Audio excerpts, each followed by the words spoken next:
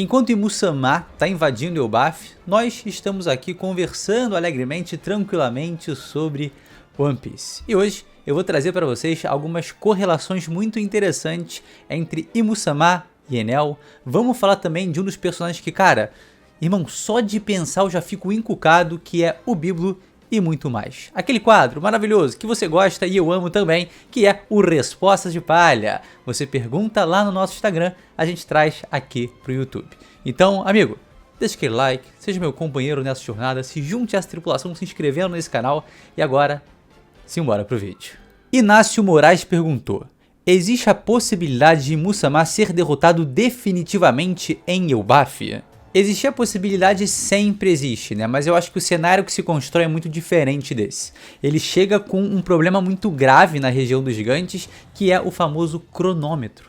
Cara, ele tá lutando contra o cronômetro. Ele tá ali com a intenção, aparentemente, de matar o Luffy e o Lock, no caso, Nidhogg e Nika, e depois voltar pra Terra Sagrada. Só que os Gorosei já estavam avisando, irmão, olha só, tá dando tudo errado. Se tu sair daqui, mano, a famosa giripoca vai piar, vai dar ruim, meu querido, vai dar ruim. E aí ele foi e saiu de lá. Óbvio, porque ele percebeu que do lado deles tem um bando de incompetente, Cavaleiro de Deus não funciona pra nada, os Gorosei saíram hackeados de Joy Boy lá de Egghead, então ele precisa agir. Só que ele já chega com uma moral gigantesca, dividindo aquela opinião, quem vai ser o vilão final, é ele ou é o Barba Negra. A minha opinião, vocês já sabem, é o Barba Negra, mas falando de Imu, se ele cair agora, não soa um pouco anticlimático para uma figura que ficou 800 anos oculta ali, esperando para agir e agora que age, vai ser derrotada? Eu acho que o que vai acontecer em Elbaf é mais ou menos o seguinte, tá? O Luffy vai entrar na luta, o Lock vai estar lutando, cara, se bobear algum chapéu de palha,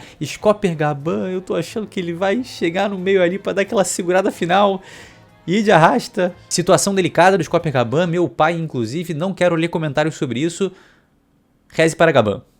Hashtag Reze para Gaban. Então eu acho que uma derrota definitiva agora acaba quebrando o que foi sendo construído em Imu-sama. Só que existe o outro lado, que é Barba Negra estar esperando no Salão do Trono o retorno de Imu. E cara, aí é diferente. Aí é diferente porque não vai estar alimentando o protagonista como o maioral do momento. Vai estar alimentando outro antagonista, alguém que vem sendo trabalhado há mais tempo, que estava lá em Jaya antes de Skypiea e que estava crescendo em paralelo com o Luffy. Então se o Barba Negra, cara, chega lá para cumprir a promessa feita por Rox de Shebeck, para tomar o trono vazio de volta, se tornar o rei do mundo, irmão, aí são outros 500. E olha só, eu acho esse um cenário muito mais interessante, mas mesmo assim eu reconheço que muita gente vai sentir que o que foi sendo construído para Imu-sama acabou caindo muito depressa, porque ele dá essa cara de ser um vilão que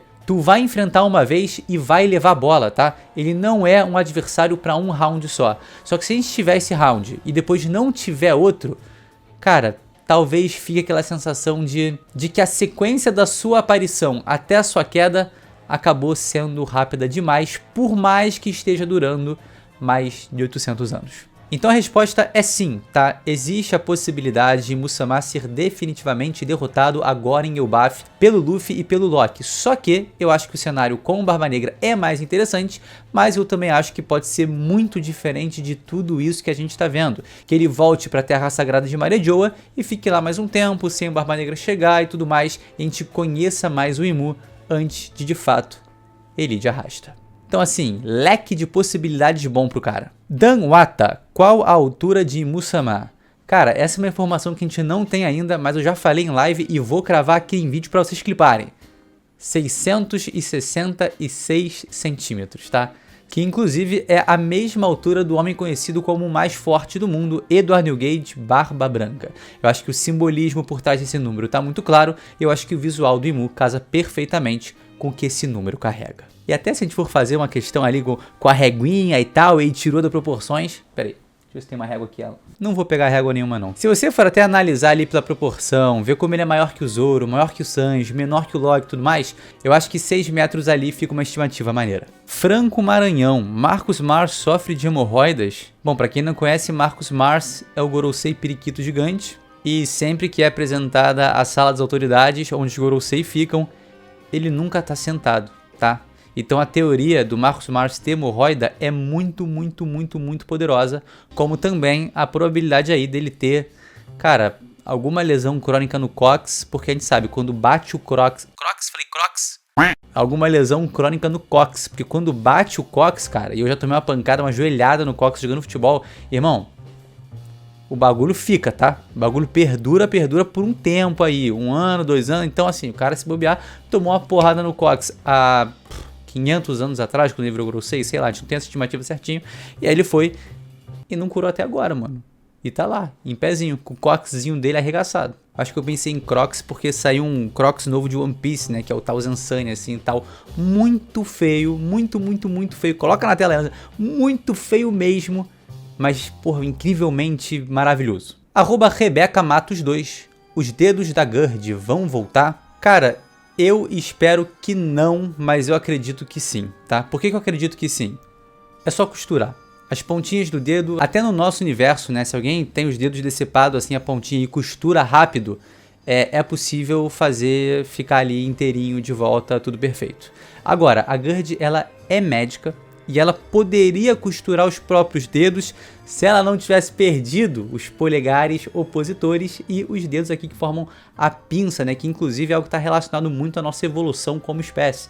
Então, cara, ela não tem como costurar os próprios dedos, mas o Oda fez questão de colocar o Chopper ali aparecendo 25 mil vezes, reagindo a tudo que era atrocidade. Então eu acho que nosso Chopperino vai pegar ali um laço, vai pegar um fio, vai fazer uma costura gigante. Imagina o tamanho do dedo dela, né? Inclusive, é mais grosso que isso aqui. E aí, mano, ele vai lá, vai costurar, se bobear, vai... Cara, olha que maravilhoso. Vai entrar no Monster Point para poder costurar o dedo da gigante. E aí simplesmente fazer ela ter as pontas dos dedos de volta e poder exercer a sua função, que é médica. E por que eu gostaria que ela continuasse sem os dedos, né? No caso, não é um desejo meu de coisa ruim pra ela não. É só porque eu sinto que com a presença de Imu-sama, a gente chega num momento muito divisor de águas em One Piece, que é: vai ter consequência ou não vai ter consequência? A Gerd pode até recuperar as pontas dos dedos, tá? Faz sentido, como eu disse, até no nosso universo, mas o Stansen recuperar a canela para baixo... É claro, os momentos eles já impactaram a gente. Foi muito impactante ver pela perspectiva da Gerd lá perdendo os dedos e também ver o Stansen salvando o Hairudin, que pelo amor de Deus, o que tava fazendo ali o Hairudin, né? Enfim, e aí perdendo a perna nesse processo de salvação do seu capitão. Só que se tudo se recupera depois, fica aquela questão, cara, o Imu apareceu em Elbaf. Ele fez sua primeira aparição, foi chocante, impactante e incrível, mas faltou consequência? Então eu sinto que o Oda pelo menos poderia deixar o Stansen sem o pé, apesar de que o cenário ali, né, com o Chopper e tudo mais, ajuda a trazer de volta. Vocês devem lembrar também que lá em Dressrosa, né, o Doflamingo faz ali um jiu-jitsu espetacular com a Ito Ito no Mi e arranca o braço do Trafalgar Law. Então assim, aquilo foi brutal, mas logo depois, no final do arco, o Léo costurou ali e o Law provavelmente fez um run, chambras, sala de operação. A Akuma no Mi dele é muito conveniente para uma amputação e também para colocar um membro no lugar de volta. Então assim, tinha todos os recursos bem necessários e específicos para fazer o braço dele voltar ao lugar.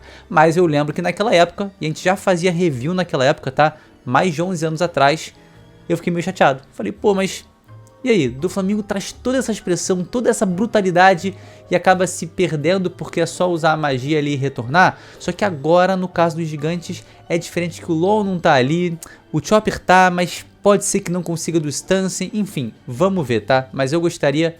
Tá bom, a Gerd pode voltar os dedinhos, mas o Stansen, cara, põe uma perna de pau nesse pirata gigante todo barbudo. Fica, cara, maravilhoso. Parece até uma homenagem ao Zef, que coisa linda. @nkjoão_99. O Louis Arnaud vai aparecer na história?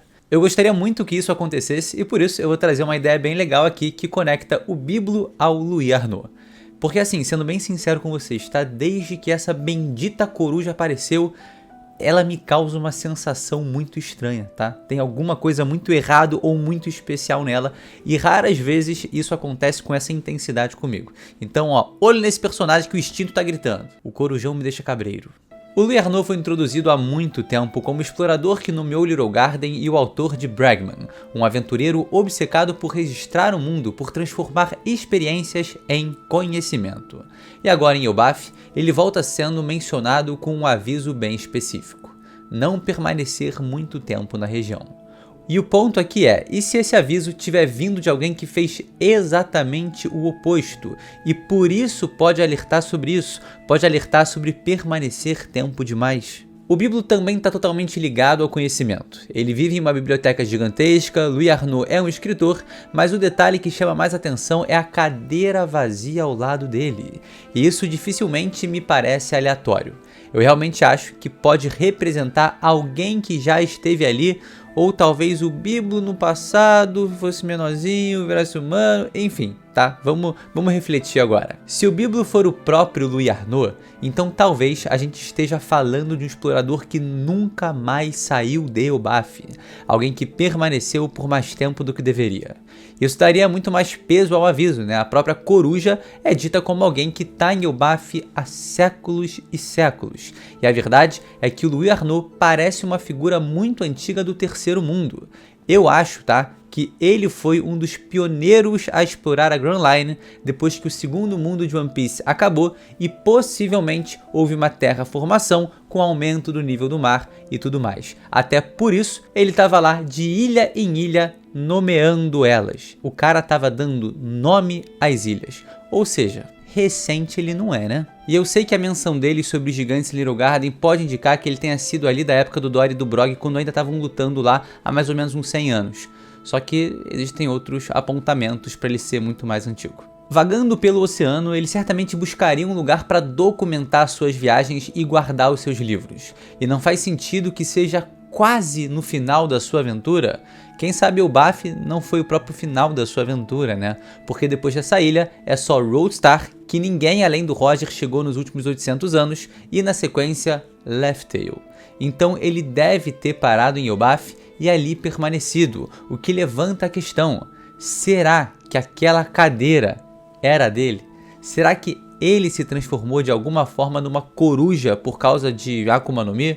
Não dá para afirmar isso, até porque a Leaf especula que o Bíblo tenha a Iku no Mi, mas não garante, tá? Ela levanta só a hipótese. Mas eu acho que o simbolismo encaixa bem, já que tanto o Arnaud quanto a coruja estão conectados ali a conhecimento. E, inclusive, esse aviso dele de não permanecer muito tempo, pra mim, tá? Pra mim, é muito de alguém com muito conhecimento, alguém que sabia que uma tragédia aconteceria na região, que sabia que o Ragnarok, trazendo a destruição eventual do mundo aí, aconteceria nesse país. Então o Louis Arnaud pode ser a coruja, ou a outra opção que também é muito maneira, ter sido amigo dela no passado, algum companheiro, enfim, alguma relação entre eles foi construída e por isso ali tem aquela cadeira vazia ao lado da coruja, que era lá no passado de Louis Arnaud, talvez até um local em que ele fizesse suas anotações, enfim, dá pra trabalhar isso de maneira muito legal. Eu acharia muito maneiro se o Oda trouxesse algo a mais pro Louis Arnaud dessa forma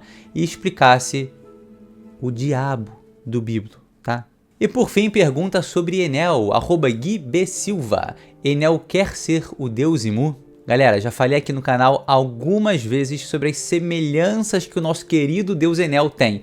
Primeiro, com Nika, essa vontade que ele parecia de querer emular um deus, a forma dele no modo Amaru lembra o Luffy na quarta marcha, ele tem ali também tambores em suas costas, só que agora, com o advento de Imu-sama, as coisas mudam um pouco porque ele também parece copiar um estilo do soberano do mundo. Tem essas calças largas e bufantes, né, ajustadas nos tornozelos. A gente tem também esse arco, né, nas costas dos dois. No caso de Imu, é uma fumaça ali maluca, fogo demoníaco Omen, com 16 olhos ali circulando. E no caso do Enel, cara, é simplesmente um arco com tambores. Então a gente começa a somar coisas de Nika com coisas de Nerona e Mu, e aí a gente vê que o Enel parece emular um pouco de cada um de cada lado. Então assim, eu quero que o Oda traga o Enel de volta. Eu sinto que cada vez mais que a história avança, cada vez mais as proporções vão se tornando maiores, mais a janela de oportunidade para o Enel aparecer vai se fechando. Então eu acho, tá, que ele, devido a se enxergar como um deus, tem sim uma questão com o Imu-sama. O próprio microcosmo de Skypiea reproduz muito bem todo mundo de One Piece. Então eu acho que ele é uma figura que, cara, buscou de uma mitologia, ou a mitologia no Reino Celeste foi se mesclando de alguma forma, foi se perdendo. Enfim, é muito doido, né? E o último ponto que eu quero levantar aqui é o kanji expresso na Arca Maxim. O que está escrito aqui é Deus, mas se a gente separar esses kanjis em radicais dessa forma, o que a gente tem escrito, cara, é nada mais, nada menos que Ne-Oro-Na. Ou seja, o Oda é completamente maluco. E aí é aquilo, pode ser só uma coincidência, né? Até porque o kanji de Deus ali, ele pode ter olhado e falado, pô, Deus dá pra fazer isso? Se separar aqui em radicais, dá pra criar a palavra Nerona, então eu vou colocar o nome de Imu de Nerona Imu. Totalmente plausível. Mas, né, seria coincidência ou seria o inevitável? Maresia Underline X Escape. Como alguém pode comparar One Piece com Naruto e Dragon Ball Z? Eu fico maluco. Essa é uma parada que eu tenho um pouco de dificuldade de entender, porque assim, se alguém vira pra mim, olho no olho e vira e fala, irmão, eu prefiro Naruto do que One Piece. Eu acompanho One Piece semanalmente, mas Naruto ainda é mais importante pra mim, eu gosto mais. Tá tudo bem. Ah, mas Dragon Ball Z é melhor do que One Piece. Qual o problema de falar isso? Eu, sinceramente, não vejo absolutamente nenhum problema. Eu acho que tem muita questão do gosto pessoal, né? Porque a gente é o que a gente viveu. A gente tem nossa própria experiência e não tem como mudar do outro, entendeu? Então, pra mim, cara, se alguém compara Naruto com One Piece, fala que a arte do Kishimoto é melhor que a do Oda, ou a do Akira Toriyama é pior que a do Kishimoto, cara, tá tudo bem. Eu tenho meu gosto pessoal, cara. Minha obra favorita é One Piece. Eu gosto muito de Naruto e gosto muito de Dragon Ball Z. Inclusive, Naruto, pra mim, cara, era extremamente importante e foi a obra que me levou a consumir One Piece. Então, cara, tenho uma gratidão enorme por Naruto. Entendo todo mundo que ama e é apaixonado pela obra. Eu também sou, pra ser bem sincero, e sempre que eu sacaneio a obra, eu sinto que tem um pouquinho de amor demais envolvido. E por essa emoção e esse carinho que eu carrego no peito, eu posso sim sacanear de brincadeira e às vezes nem tanto. Enfim, no geral eu acho que a gente tem que ser mais relaxado com isso, pô. Se alguém gosta mais de Dragon Ball Z do que de One Piece, tá tudo bem. Se alguém gosta mais de Naruto do que Dragon Ball Z, tá bom. É a experiência da pessoa única e exclusiva dela. Você não pisou onde ela pisou. Eu não vi através dos olhos dela, eu vejo através dos meus. Então, cara, é muito particular. Vamos relaxar, ficar mais tranquilo em relação a isso. Tá tudo bem. Vamos ser todos amigos. Eu tô com esse discursinho aqui, esse talk no jutsu. Mas fala mal de One Piece perto de mim pra tu ver. Meus queridos, muito obrigado por me acompanhar até aqui, tá? Cara, amanhã temos review de capítulo. Amanhã temos... Hoje, na verdade, né? Na verdade, eu tô gravando na quarta-feira, então... Quinta-feira já teremos aí um capítulo de One Piece pra ler. Show de bola, maravilha. Tô muito empolgado, cara. O advento de Nerona Imu tem sido incrível. O confronto contra o Loki promete muito. E aí depois, meu amigo, a gente vê. Até porque o relógio, ó, o tic-tac de Imu-sama tá correndo. E ele precisa resolver as coisas com muita velocidade. Então, gente, tamo junto, tá? Beijo gigante no coração de vocês. E a gente se vê sem sombra de dúvidas no próximo vídeo. É isso, galera. Valeu!